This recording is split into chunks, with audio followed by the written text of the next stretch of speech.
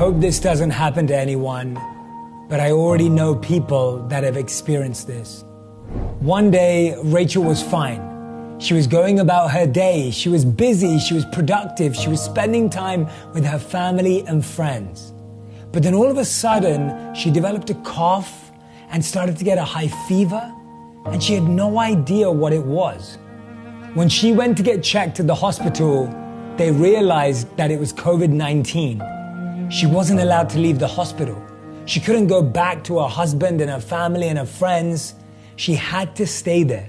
But she was young and healthy, or so they thought.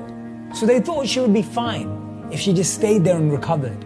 By the time you see this video, there will be over 1 million cases of COVID-19 in the United States alone, with over 56,000 deaths and over 137,000 recoveries. There are over 3 million cases in the world, and over 211,000 deaths, and over 919,000 that have recovered. But Rachel's story was not one of recovery. Even though they expected her to recover shortly after she was diagnosed, it actually got worse. Her husband would regularly visit, but without being able to be face-to-face with her, he would drop off meals, flowers, messages, and her favorite items from home. She had beaten diseases before, so the doctors believed that she'd be able to fight this one off as well. She'd FaceTime her husband every day until she couldn't. COVID-19 gave her a cardiac arrest, and so she sadly passed away. Her husband wasn't by her side.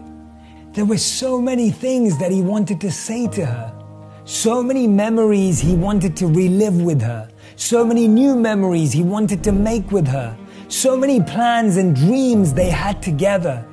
They had their whole life ahead of them, or so they thought. He was heartbroken, completely distraught. No one could come to see him, and he didn't really want to pick up the call to anyone. It was the toughest time in his life, and he was going through it alone.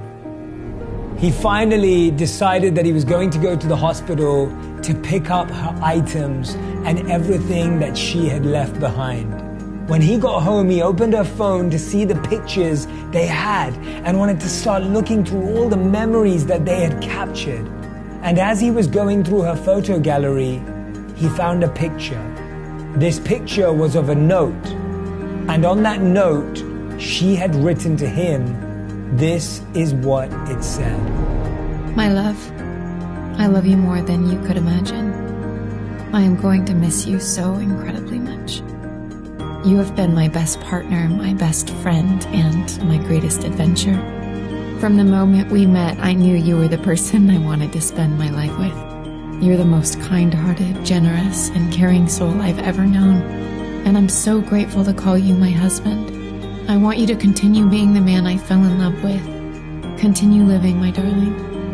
I know this all feels scary, but I promise it's going to be okay. All my love, Rachel. The Buddha said, the trouble is you think you have time. You never know how long you have with someone, so don't waste it arguing. Don't waste it complaining and comparing and criticizing, and don't waste it fighting. Don't let your last words to someone be words you don't mean. Don't let your last interaction be full of pain. Don't let your last shared emotion be anger, because you don't know when your last time will be your last ever.